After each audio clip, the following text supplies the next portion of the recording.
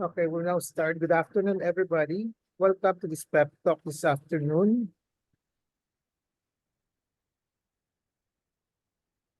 Please mute yourself, but always show your video picture. Sign in your names, your Facebook account, or email addresses in the chat box. Please include the names of companions attending with you. Use the chat box to ask questions and make comments while the pep talk is on. There will be group pictures at the start and end of the pep talk. Please show your faces in the video. As a reminder, after the pep talk, please take the online learning pool evaluation test exercise for mastery of learning and have a perfect score to get a certificate like the one shown here. I have placed the link in the chat box. Another reminder, obtaining 25 OLETE certificates will entitle one mentee to a free voucher for a RO Hoson medical consultation, either face-to-face or telemedical. A request, please type in your feedback in the chat box during the open forum and before we adjourn. Thank you. Let's now have a group picture taking. Before we start the pep talk proper in 2 minutes, please turn on your video and show your faces.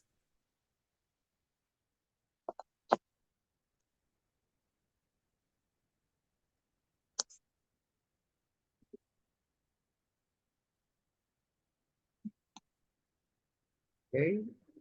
Ellen, are you joining us, Ellen, in the picture taking? Okay. One, two,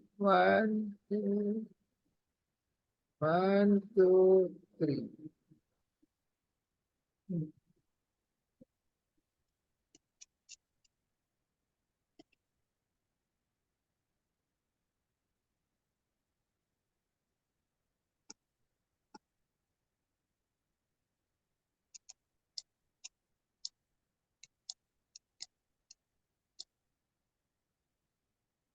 I have a patient empowerment program in which I like to empower the lay people or patients to take control in the management of their health. I started the pep talk on May 15, 2021 during the COVID-19 pandemic. There are 3 courses in the pep talk. I completed the 4th course on October 9, 2021. And since October 2021 onwards, I've been tackling health disorder and health issue courses. We are now actually on our 3rd year. Actually, we're finishing the 3rd year. So we started May 15, 2021, and now it's already May 11, 2024. So 3 years now. My pep talk today is entitled Cancer Burden, Global and in the Philippines. The empowerment objective is for the lay people to have an essential understanding on the cancer burden in both global and Philippines as part of their health management. The contents of this pep talk will be the following. We will define what is a burden, what is a cancer burden, what is cancer burden both globally and in the Philippines, what are the essential components of a cancer burden both internationally, globally, or and in the Philippines, how common is cancer or are the cancers in the world and in the Philippines, global cancer burden, what are the differences among regions or countries, what is cancer burden in terms of cost of medical management to the country and to the family and to the community.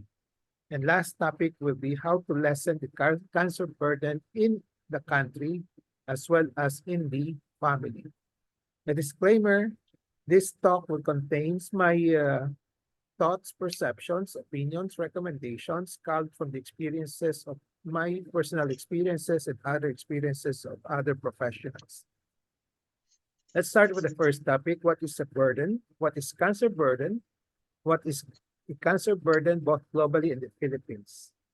Burden is generically defined as a load that is associated with hardship to carry, so something hard to carry, and a problem which is difficult to solve.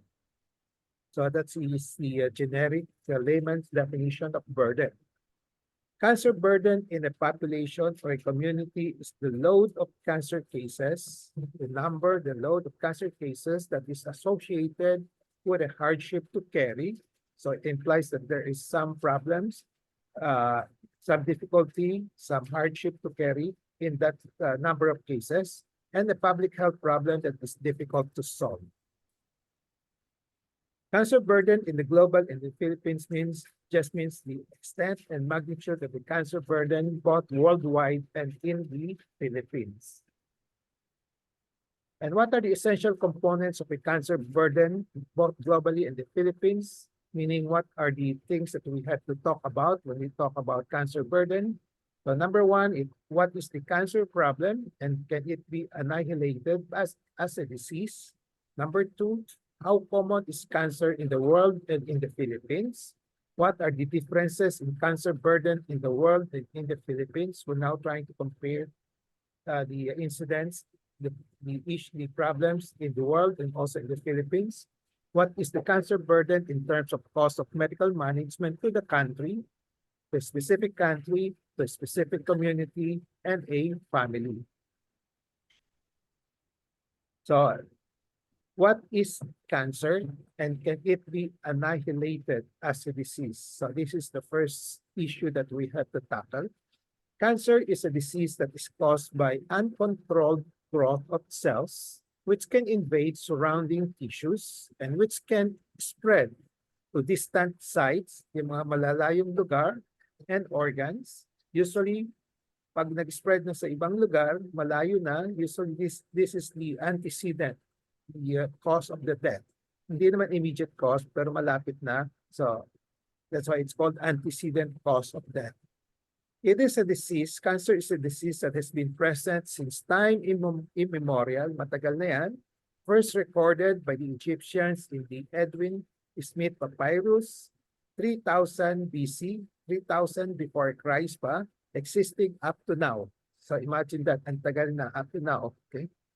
So the leading causes of death in the world, tandaan lang natin ito, leading causes of death in the world and in the Philippines are these two, heart diseases and cancer. So between the two, mas common pa rin ang heart diseases compared to cancer. Cancer is the number 2 cause of death in the world and in the Philippines. It is difficult to annihilate cancer. We have to accept that. Because up to the present time, there is no one specific identifiable cause for an individual in cancer and for all types of cancer. Hindi natin ma-pinpoint yung specific, yung no such thing as one single cause for cancer. So usually marami siyang causes, multifactorial.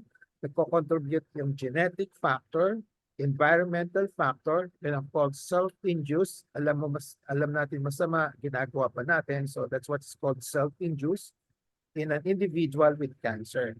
So genetic is a factor, environmental, and tinuruan na tayo na bawal ganon, bawal uminom ng alak, bawal sigarilyo, ginagawa pa rin natin. So self-induced induction is also a part of the cause of cancer.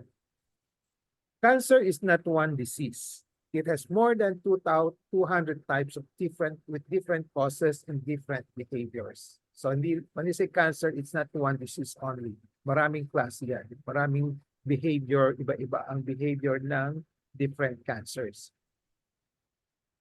Up to the present time, there is no effective cure, treatment for cancer. Wala pa. Okay? So, ang ginagawa lang natin, kinokontrol lang natin lahat ng mga cancer and hoping that they will not recur. Kaya in the last lecture, I talked about cure versus remission. We actually don't like to talk about cure, but we talk about remission. Kasi pag nagamot, completely nawala, you say in remission, pero may possibility pa rin bumalik. So the cancer after treatment, kahit na-complete ang treatment, has a potential for recurrence. Pwede pang umulit after 30 years, 40 years, etc. And one can say, because of the worldwide experience and up to now, it will still be present for a long time in the world at least. Okay. So I think we just have to accept this at the moment. Cancer will be there for more or less forever. I hope not, pero mukhang yan ang mangyayari, no? So it will not disappear on Earth. So pag hindi siya infectious diseases in developing country, number 1, heart disease, number 2, cancer. So in one study, pinoject nila by 2050, so that's about 25 years from now, there will be 35 million cancer diagnoses expected. So which is a 77% increase from the 20 million in 2022. So as of 2022, 20 million pa lang. Pero pagdating sa 2050, there will be 77% increase, magiging 35 million. So ibig sabihin, sinasabi ng mga studies, cancer will be there, may be hard to control. Okay? So when you talk about these figures, essentially we're now talking about the cancer burden in the world and in the Philippines. So this is the first part of the definition of cancer burden, yung quantity, in incidence, in number of cancer cases in the community, in the world. In 2022, to make it para ma-simplify yung mga figures, there were 20 million patients all over the world diagnosed with cancer. And out of this 20 million, 9.7 million namamatay. So i-translate natin in the simpler terms, 1 in 5, isa sa 5 katao magde-develop ng cancer. Okay? And then, isa sa 9 na lalaki, isa sa 12 women, sa babae naman, will be dying from cancer. So worldwide, approximately 10 million people are diagnosed with cancer annually, every year, and more than 6 million die of diseases. Hindi naman lahat itong 10 million na people na may cancer na diagnosis ay mamamatay sabay-sabay. So, but yung 6 million, marami niyon. So top 5 cancers in the world as of 2022. Number 1, lung cancer pa rin. Number 2, female breast cancer. Yan nilagay female kasi meron ding breast cancer sa lalaki, pero bihira lang yon. Pero sa babae, maraming may breast cancer, and ang quantity, yung amount, yung incidence of female breast cancer, number 2 siya all over the world. And then colorectal cancer, number 3. Number 4, prostate cancer, stomach cancer. So dito nakita niyo, this one is for the female breast cancer. Ito naman sa lung, pwede din sa babae, pero mas marami sa lalaki. Okay? And then colorectal cancer, pwede sa babae, lalaki. Sa prostate, lalaki lang. Stomach cancer, pwede sa babae, sa lalaki. Now, yung kanina, it's the yung incidence of cancer kung saan. No? Pero ngayon naman, ano yung mga cause, yung mga namamatay sa cancer, ano yung top 5 na namamatay. So lung cancer is still the most deadly. Pag may lung cancer, karamihan namamatay. Compared to sa breast cancer, number 4 lang siya. No? And number 2 here will be colorectal cancer. And then liver cancer. So yung liver cancer, nakikita natin wala sa top 5. Pero number 3 dito siya sa causes of death. No? Okay. So this is quite deadly pag may liver cancer. Stomach cancer, number 5. As I said kanina, by 2050, there will be 77 increase, okay, from 2022. And the increase is due to increased risk factors such as socio-economic development, yung mga developing countries, magkakaroon mga maraming unhealthy lifestyle pumapasok, saka yung mga environment pumapasok as a factor, kaya tumataas din yung incidence of cancer. Again, another factor will be the tobacco. Up now, hindi natin makontrol yung mga nagsisigarilyo, nagpa-vaping, and then of course alcohol use, andyan pa rin, and of course obesity. So these are the main risk factors that will cause the increase, 77 increase of the cancer cases throughout the world. And that will include the Philippines as we continue on in the Philippines, as we continue on to pag di natin makontrol yung tobacco and alcohol use and also obesity, sasama tayo dun sa mga mga statistics abroad. So we will now compare the global and the Philippine in terms of cancer burden.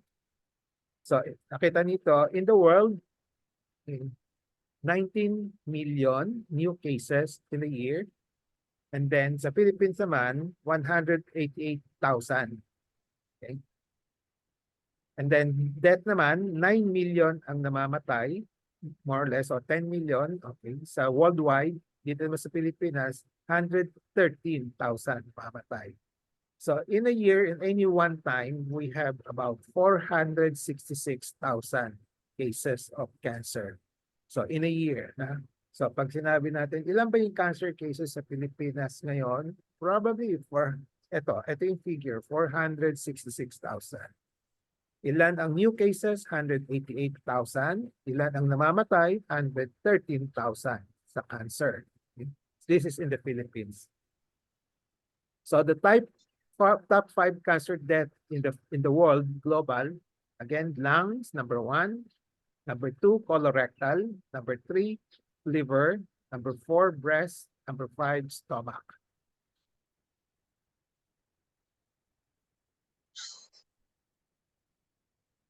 Ito naman, comparing the male and the female. No? Sa male, lung cancer is number 1. Number 2 is prostate.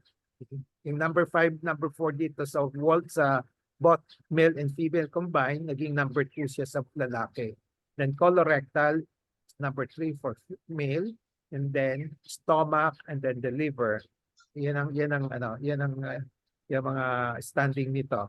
Sa babae naman, ang pinaka-common, breast cancer.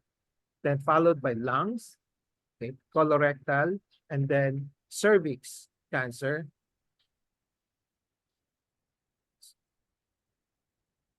Cervical cancer, susunod, and then thyroid. Okay. So, I just mentioned the top 5, pero lahat ng organs in the body pwedeng tamaan ng cancer. Example, you have the bladder, you have the esophagus, the pancreas, the kidney, and then the oral cavity, and the skin, and the ovary. So, lahat pwedeng tamaan ng cancer sa yung mga lahat ng organs sa katawan. Now, in the Philippines naman, ang top 5 cancer death will be the lungs, number 1. Number 2, breast. Number 3, liver, colorectal, leukemia. Magkaiba lang konting statistics, pero number 1 pa rin yung lung cancer as the first, the notorious cause of death sa Philippines. Okay? Kung sa Philippines, top 5 cancer for the males, sa mga lalaki, lung cancer is number 1. Sa babae, breast cancer is number 1. Number 2, for both male and female, pareho sila, colorectal. So number 3, prostate sa lalaki, cervix sa babae. And then susunod sa lalaki, liver and leukemia. Sa babae naman, lungs and ovary. Baka butit na lang, lungs, baka hindi pa masyadong maraming nagsisigarilyo mga babae compared to the international data, mas maraming nagsisigarilyo ng mga babae, kaya mataas yung lung cancer nila. No? Number 1 yung lung cancer kahit nasa babae. But in the Philippines, ang most common will be breast cancer more than the lung cancer. So to repeat, in both male and female, number 1 is breast cancer, number 2, lung cancer, number 3, colorectal, liver, and prostate. And again, as mentioned, any organ in the body can be affected by cancer. So you have the thyroid, you have the leukemia, the blood cancer, then you have the stomach, pancreas, nasopharynx, kidney, and also the brain, yung mga utak, pwedeng tamaan ng cancer din. So hindi lang as common as the top 5. Now, comparing the regions, various regions and countries, Okay, we all know that there's no such thing as a country na wala siyang cancer. So halos lahat meron. Lahat ng countries in the world may cancer. So, but they have marked regional, may mga differences. Nakita nyo kanina, yung mga number by the numbers, iba ang sequence. Iba mas common ang breast, iba mas common ang lungs, gano'n. Okay? So but the trend is the total cancer burden is usually highest, no, in affluent societies, yung mga well-developed, no. Okay. Yung mga maraming mga technical development, environmental development, and the cost for the cancer burden, the high cancer burden in these societies, mga well-developed countries, are usually due to the high incidence of cancer associated with smoking. Yan, smoking number one yan, no? And also the Western lifestyle na hindi gumagalaw, obesity, mataba, ano, ganon. Okay? Ang yung pagkain nila, very oily, okay? Processed foods, marami, okay? So examples would be tumors of the lungs, this smoking, colorectal because of the diet, breast, and prostate, ganon. Now, in developing countries naman, okay, if you divide countries into developed and affluent societies, and the other extreme is developing countries like ours, no? So up to 25% of cancers are associated with chronic infections. Yan ang naman primary cause, no? Hepatitis, no, causing liver cancer, human papillovirus causing cervical cancer, and Helicobacter pylori stomach cancer. Okay. So these are the usual cause. Pero in the Philippines kasi habang nag-a-approach na tayo sa mga lifestyle ng mga Western country, kaya yung mga kaso natin, hindi kasing, ito yung mga liver cancer, ito yung mga cervical cancer, hindi kasing taas na. No? Okay.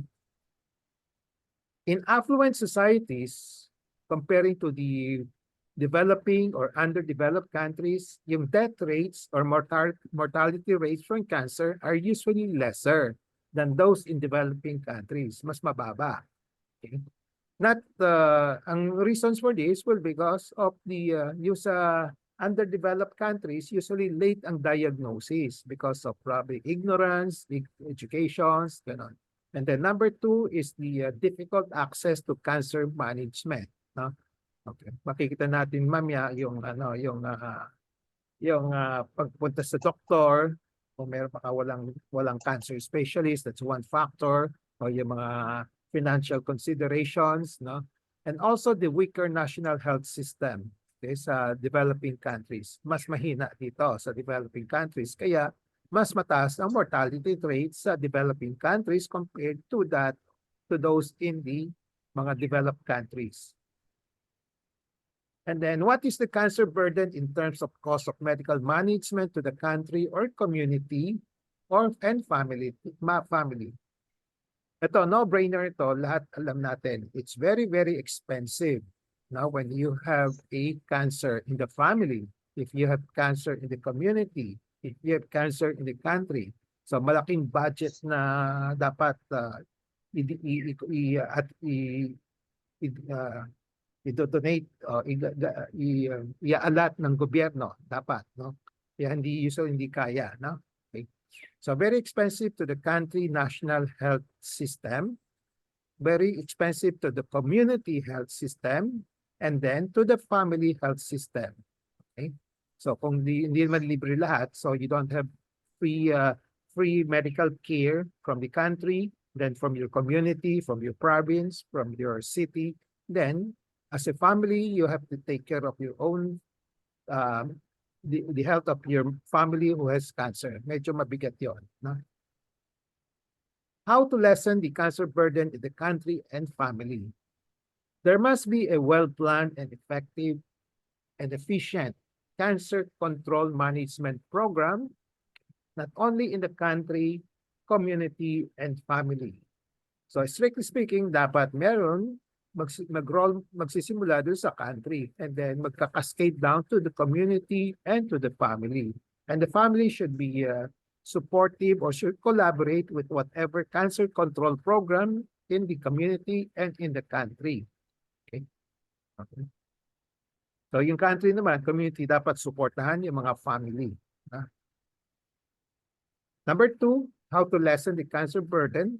There must be health education, like patient empowerment program that we're doing now, and then also collaboration of all the citizenry. Hindi kanya-kanya, hindi yung iba, hindi nakikinig, matigas ang ulo, no? Okay. So there must be collaboration, education, and patient empowerment on the strategies to control the cancer and how to lessen the cancer burden. So in terms of health education and patient empowerment, so this should be done. Create awareness on the cancer burden, which we are now doing at this moment. Okay, I'm trying to create awareness of the cancer burden so that you start thinking how to lessen, at least in your family, yung cancer burden kung meron mang tinamaan or in the future baka tamaan ng cancer. As we said, hirap i-control, i-prevent yung cancer. We cannot totally control it, no? But may mga 30 to 50% chance that you can control it with healthy lifestyle. So we should be doing that, no? Okay. Number 2, for patient empowerment and health education, we should educate the lay people on the alert symptoms and signs of cancer to promote early detection. Example will be pag breast self-examination, yan tinuturo natin, pag may nakapa, no? That's an alert signs and symptoms of breast cancer, kapatingin ka agad, no? Kung meron namang skin lesion na hindi gumagaling, that's another example of alert symptoms. So number 3 strategy on health education will be to educate the public on the importance of self-examination of the body followed by early consult and treatment. So yun ang hindi lang yung ginagawa sa community, they just emphasize more on the breast self-examination, hindi sa buong katawan. Dapat buong katawan na gawin ng self-examination. So you can do self-examination of the head and neck, self-examination of the breast, of your skin, of your abdomen, and then ano pa, yung mga oral cavity, madali namang examinin yon na pwedeng gawin, tuturuan lang kayo, and then look for the alert symptoms and signs of cancer. Pag may nakita tayo mga suspicion sign for cancer, patingnan agad sa cancer specialist. So the other strategy is to educate on the modifiable cancer risk reduction. When you say modifiable cancer risk reduction, there's such a thing as non-modifiable. Example, for non-modifiable, hindi mo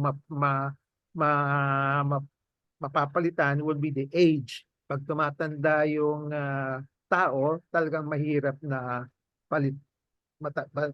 babain yung risk. Kasi inherent ni yung proseso na age tumatanda. Hindi natin mapipigil pagtanda ng isang tao. Yung sex is also another factor, example of non-modifier factor. May mga cancer na very common sa female, may mga cancer na common sa male na hindi natin makokontrol. So, but there are other factors which we can modify, which we can help. Usually, ito yon, no tobacco. Pwede namang iwasan yon, di ba? No tobacco, no excessive alcohol, and the most important thing there is healthy lifestyle, particularly on regular exercise, diet, avoiding obesity, and of course, clean environment. Okay. Try to avoid yung mga polluted air that is surrounding your community. If you can avoid it. No? Kung saan mahirap, pero it's either aalis ka doon or you ask your community leader to try to do something about the community pollutions. Reducing the cancer burden. As I said earlier, hindi natin magagawang 100% na matatanggal yung mapiprevent yung cancer. But between 30 to 50% of cancers can currently be prevented by avoiding the risk factors and implementing existing evidence-based prevention strategies. So 30 to 50% pwede mo i-avoid, but the rest hindi mo ma-avoid. Just try your best. The cancer burden can also be reduced through early detection of the cancer and appropriate treatment and care of patients who develop cancers. Because many cancers have a high chance of cure if diagnosed early and treated appropriately. When I say treated appropriately, yung tama. Kasi meron ding mga treatment na hindi wasto, hindi siya appropriate. So these are the WHO recommendation. So WHO have these several recommendations which I find very useful, kaya sinama ko rito. Okay? So this will be good for reducing the cancer burden in the family muna. Okay? So if everybody's doing that, so we can reduce the cancer burden in the community as well as in the end in the Philippines. No?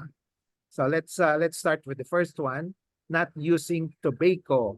Kasama yung vaping. Ang daming nagbe-vaping ngayon, that can still cause cancer. Okay? Maintaining a healthy body weight. Eating a healthy diet, including fruit and vegetables. Ewan ko lang kung may kasama ito. Avoid, as much as possible, minimize your processed foods. Okay? Doing physical activity on a regular basis. Avoiding and reducing the consumption of alcohol as much as possible. So between alcohol and tobacco, yung tobacco talagang no, wag na. Yung alcohol, baka pwedeng konti-konti lang. Okay? Getting vaccinated against HPV, human papillovirus, because this is a risk factor for cervical cancer. Yung cervical cancer in the Philippines are quite high then, okay, especially those with multiple partners. And then also be vaccinated against hepatitis B, kasi this is the usual cause for yung risk factors for liver cancer. Okay, so yung mga hepatitis nakalagay dito, if you belong to a group in which vaccination is recommended, that means, example, pag may multiple partners ka, mataas ang chance mo magkaroon ng cervical cancer, magpa-HPV vaccination ka na. Kung nasa workplace ka, in the hospital, you are exposed to yung mga injection, hiringgilya, ng mga pasyente, no? And then, mataas ang incidence ng hepatitis mo. B. Okay? So, you have to be vaccinated against hepatitis B para hindi ka magkaroon ng risk for liver cancer. Another strategy to reduce the cancer risk will be to avoid ultraviolet radiation exposure, okay, especially those coming from the sun, and artificial tanning devices, and also using sun protection measures, yung mga sunblock. Okay? Ensuring safe and appropriate use of radiation in healthcare. Kung hindi naman kailangan x-ray ng x-ray, yung mga iwasan na lang. No? Kung kailangan, gawin. Pero pag hindi kailangan, huwag na lang. No? So, babalance lang yung benefit and the risk. Minimizing occupational exposure to ionizing radiation, especially those who are working in the X-ray department, no? So dapat may shield silang ginagamit. Kung wala, may expose sila sa radiation and they can cause cancer in those people working there. Again, reducing exposure to outdoor air pollution environment naman, and indoor pollution also. Mas maganda ay walang nagsisigarilyo sa silid ninyo, sa bahay ninyo, no? Okay. And then this will also include radon, a special type of radioactive gas produced by the natural decay of uranium, which can accumulate in buildings. Hindi lang natin alam, andyan siya, uranium, na nagdi-decay, causing radons, no? So sa mga bahay-bahay, schools, so workplace, no? Okay. So I think that's my last slide on the main topic. So summary and takeaway, I have presented the following. What is a burden? What is a cancer burden? What is a cancer burden global and Philippines? What are the essential components of cancer burden? How common is cancer? The differences among the regions and countries. What is cancer burden in terms of cost of medical management to the Philippines, to the community, and to the family? and how to lessen the cancer burden in the country and family. So I'd like to emphasize the importance of the last topic, how to lessen the cancer burden in the country and family. I have presented to you yung recommendation ng WHO, which I like to convince you to follow. Takeaway in relation to patient empowerment: be always in touch with reliable medical information on cancer burden, both global and in the Philippines. Knowledge is power. It gives power. Use the 4Ks of patient empowerment: kaalaman, kakayanan, karapatan, and kapangyarihan to gain greater control over decisions and make better decisions on the management of cancer burden, global and Philippines, as part of your health management. So with that, I end my pep talk today. Cancer burden, global and Philippines. I hope I have empower you to have a essential understanding on this topic as part of your health management. So before we go to the QA portion, reminder, please take the Olete. The link has been placed in the chat box. And then 25 Olete certificates, try to obtain it so that you can have a voucher for a free medical consultation. And then please type in your feedback in the chat box during the open forum and before we adjourn. Thank you. So let's have now a group picture taking.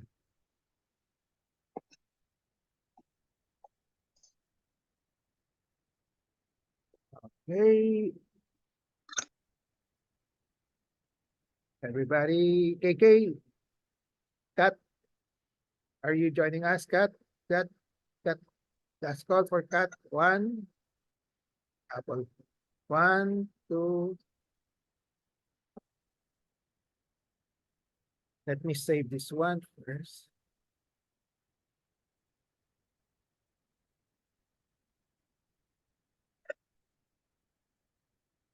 Okay. So the floor is now open for questions, comments, sharing of experiences, and also consultation, short consultations. Okay, I allow that. Okay, we still have 15 minutes. Okay. Any questions? I'd like to welcome Carol. I saw Carol Nunez. Carol, welcome to the group. Any comments, Carol?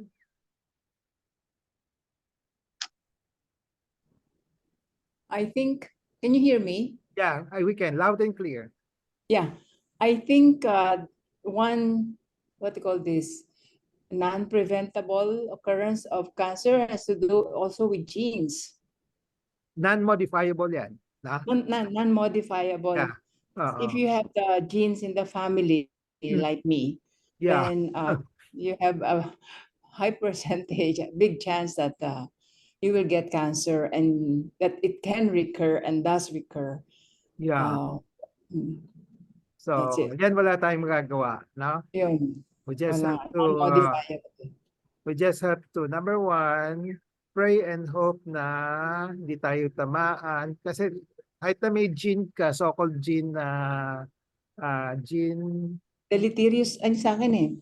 Oo nga eh. So, when you have a gene, yung gene you can classify is, you have a gene to predispose you to cancer development. Then you have a gene na talagang tatamaan ka talaga. No? Okay, andyan yan.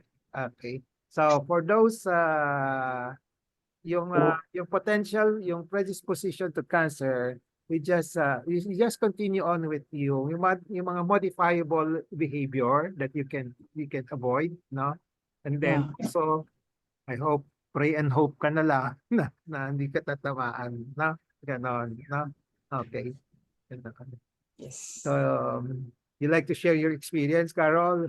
With Gene ka eh, no? Yun, in and out. I had 4 primaries.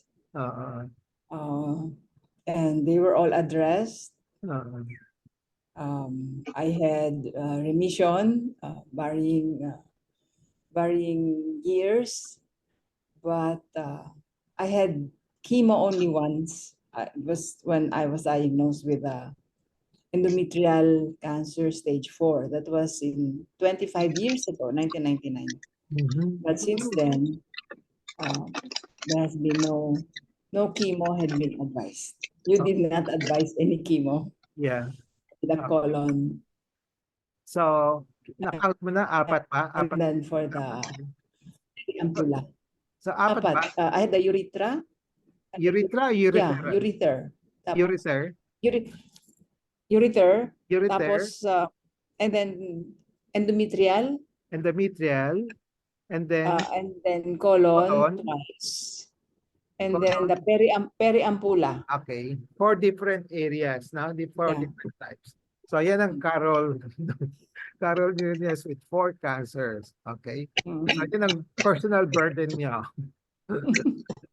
Personal Family burden. din. Kasi my 2 nephew, well, 3 of us in the family, 3 out of 7 have cancer. Although my brother has been declared cancer-free for almost 30 years kasi nag-total colectomy siya kaagad after the second surgery.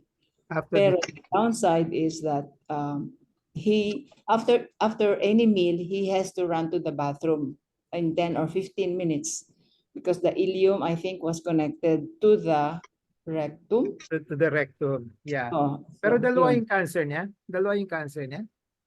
Sa colon lang siya eh. So, Pero isa lang. he Isa had lang. surgery twice. Isa Yeah, lang. but Isa lang. if you May, classify it in terms of organ, isa lang. isa lang Hindi sa tulad kanya. sa'yo, apat na different Ako places. apat na different organs. Okay. So, And then yung sister ko din.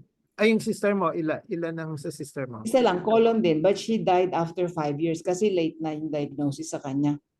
Stage 3 Okay. agad. She had chemo, 5 years lang siya. But Okay. yung cousins ko din, some Oh, survived, some did not. Pero Ay, liver and ilan ang may multiple cancer, different organs? hindi ko na alam eh. Ikaw lang? Ikaw lang? Ako lang yata. Pinakyaw ko. So, na yung brother mo nasa US noon? Nasa US siya. So, But nag-examine siya na study for genetic, ano? no, it's my sister who had genetic testing. 8 years before she had the cancer. Pero hindi siya nag-ingat eh. Anong nakita sa genetic testing niya? Yung deleterious MSH, I don't know the number. Okay. Okay. So, oo. Oh. And then it was seen also in my 2 nephews, the sons of my brother. Sons Pero of your brothers, yung gene the same gene was found. Okay. Pero yung nephew mo wala pang cancer. So. Wala. But they have regular screening for colon cancer. Yeah. So screening na lang. Okay. So if you're predisposed to something, screening na lang. So that could be part of your strategy to diagnose it early. No? Yeah. But there's also the risk. I think that you shouldn't have to colonoscopy very often. Kasi sa colon, is the screening only in the colon or should it be in the colon only?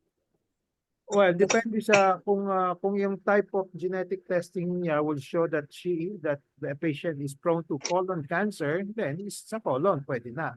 In our family, mas marami. Sa colon. Colon. Okay. Pero yung isa sa'yo, nag-extend to 4, iba-ibang klase. Okay. Thank you for sharing. Yes. Okay. Thank you. Any other questions? Any comments? Ladies? Nagsasalita ka ba, ladies? Ay, hindi po. Okay. Okay. Anybody who would like to share? So, all 1, 2, 3, 4, 5, 6 people now on the screen at the moment. I think all of you have experienced the burden of having cancer, no? Ang pinapambigat dito si Carol kasi 4, no? So, but all of you, even with 1, let's say breast cancer, malaking burden na rin yun, di ba? Okay. So, fortunately, all of you have one organ lang involved, no? Okay.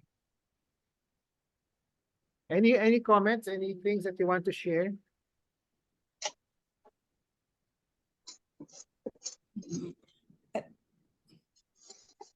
Doc Yeah. Ray, Yeah, yung program for communities, yung making people aware about, cancer prevention, parang there's very little unless it's the cancer month. I mean, unless it's, seems to be very little activities at the local government level on cancer awareness, Okay. on mga yung breast examination. okay. Unless it's a cancer month. Cancer Oo, month. ganon. Oo, Okay. oo. So even with cancer months, kasi may cancer months, I think everybody, honestly, everybody is trying their best. Those in the yung mga leaders, no, yung mga health departments, they're trying their best to educate the public. Kaya lang talagang ayaw pumasok sa utak ng mga tao rin. Mm. No? In Yeah. fact, I have difficulty trying to, yung meron akong breast self-exam awards na. I went to that extent of giving awards for people to do breast self-exam awards. Yung pa rin, nahihirapan din ako. No? So it all boils down to personal, personal commitment, no? Okay.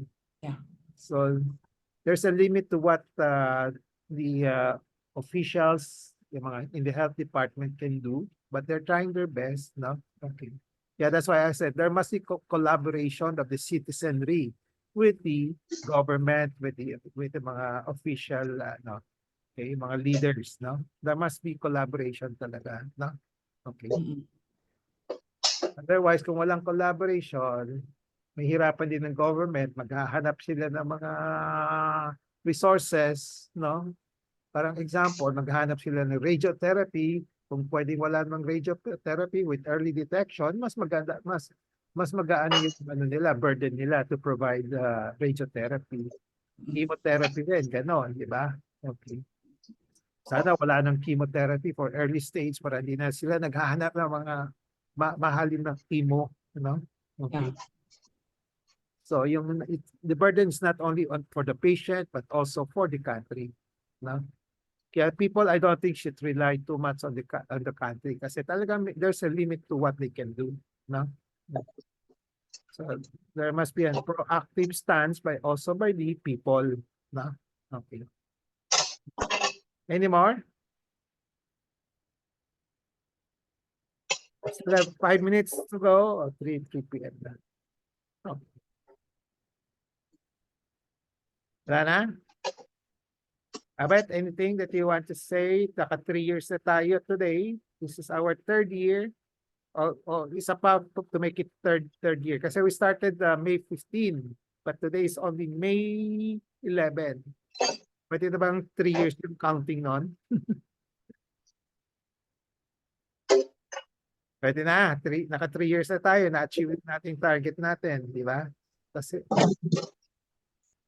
Still have to go on. I think you still have so many topics in your mind that we can learn from it. So I think you still have to go on with this. hindi. Okay, we will go on. Pero yung sentimental, kasi we started with try out, may plano tayo for 3 years during the pandemic. Na-achieve na natin. Di ba? Sa Yes. tiyaga. And I'd like to thank everybody for their cooperations, no? Okay, na-achieve natin. Okay. We will go on. We will go on. No? So, yan lang yung milestones or landmark natin today, no? Naka 3 years na tayo, no? Okay? Parang kailan lang, pero 3 years na pala. Oo, naka 3 years na tayo, no? Learned so many things about everything. Yeah. And there's so many things pa rin to study and to learn. So many things. Walang katapusan. No? Okay? If there are no more questions, wala na. Meron po tayong 5 minutes. Ubusin na natin. Rochelle, any comments? Sige, sa 3rd year anniversary natin. Comment na lang.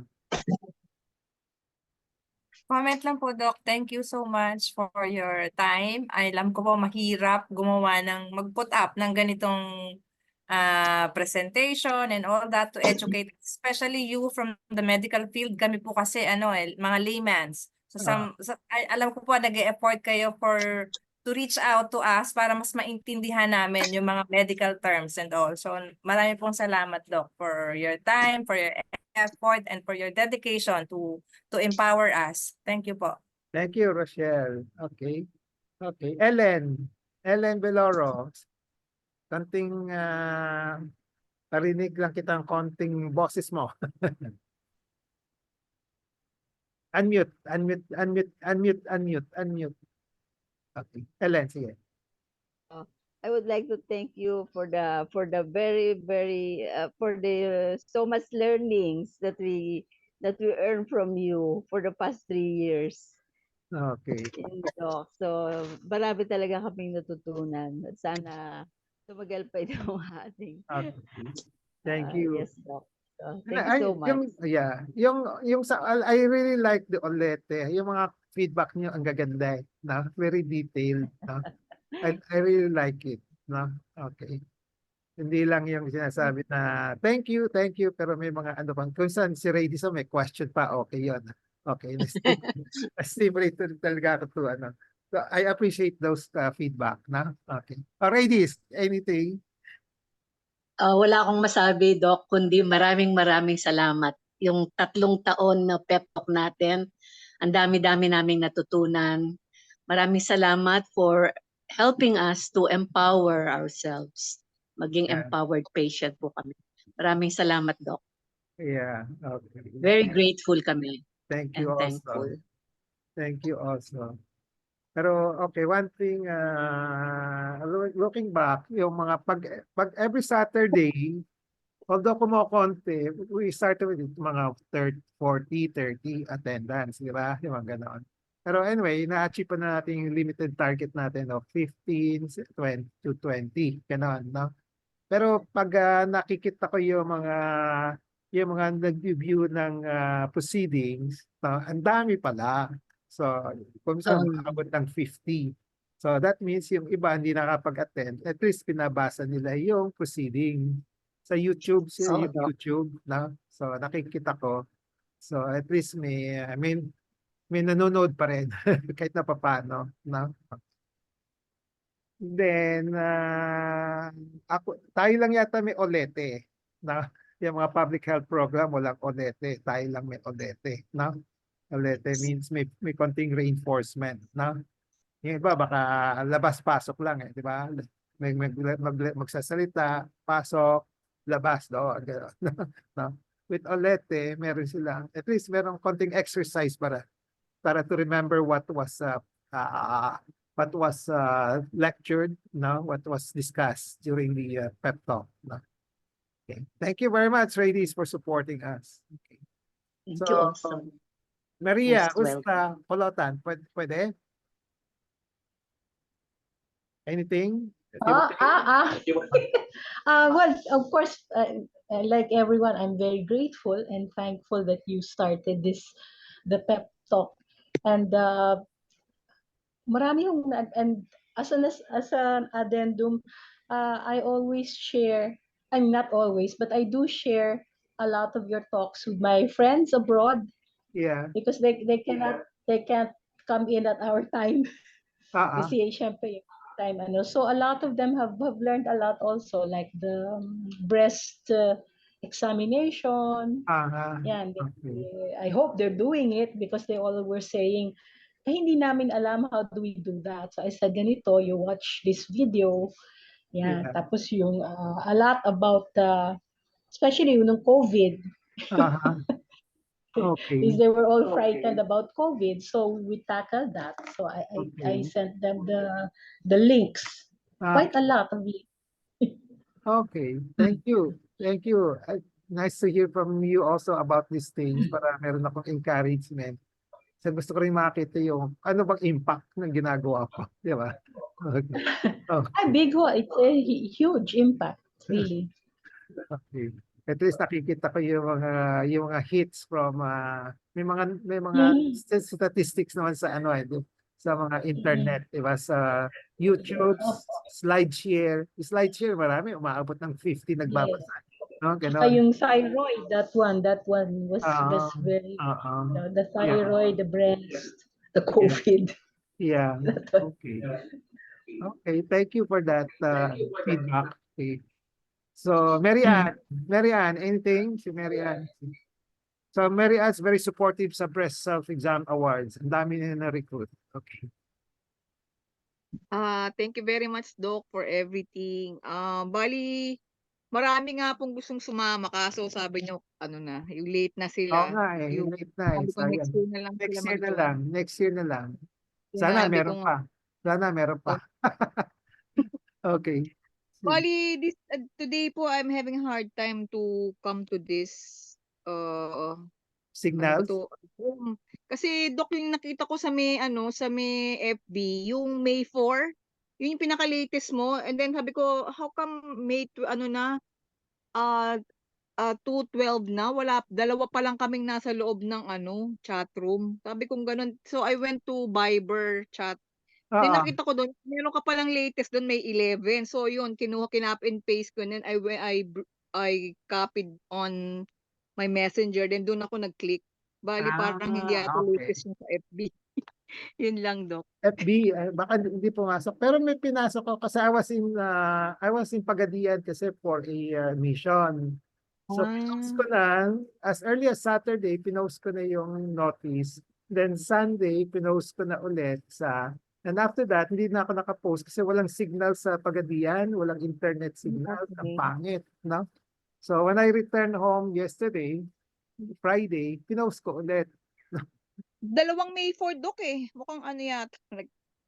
Anyway, Duplicate lang. baka hindi pumasok sa iyo. Minsan ganun eh, no? Anyway, I'll sit Buti with Viber. I'll post it at least 3 times a week. No? Okay. Anyway, thank you for attending. Okay. Okay. Thank you, Doc. Oh, Phoebe. Phoebe. Anything, Phoebe? Oh, si Lorly. Oh, Phoebe, sige. Anong comment mo after 3 years of si Phoebe ang top notcher yata sa Olete. Di ba? Unmute ka, unmute Phoebe. Yeah, okay. Thank you, Katanal. Dito pa kami lahat kompleto pa rin yung naka-attend. Diba? Yeah. Simula, nandito kami lahat. Okay. Parang one family na kami. Okay. Thank you. Yan lang. Top notcher ka eh. Wala. Hanggang ngayon. Okay. Thank you. Okay. Okay. Oh, si last na lang yung nakikita ko rito na lang. Last si Lorly. Lorlier.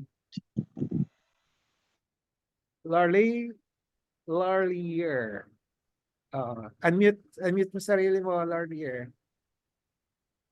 Breast cancer, sir. Breast cancer si ano. Okay. Thank you, Doc, sa Okay. lahat. Okay. Na-share ko naman po sa mga relatives ko, Yeah. sa mga kaibigan ko, natutunan natin. Kaya thankful po ako Okay. na sa ginagawa niyo sa amin. Mm. Saka, yun lang. Iyak ako. Okay. Sige. Thank you. Just, kasi Sabi sa wife mo po, Mother's Day. sino Mother's Day. Kailan po yung Mother's Day? Today ba? Bukas po. Bukas Tomorrow. pala.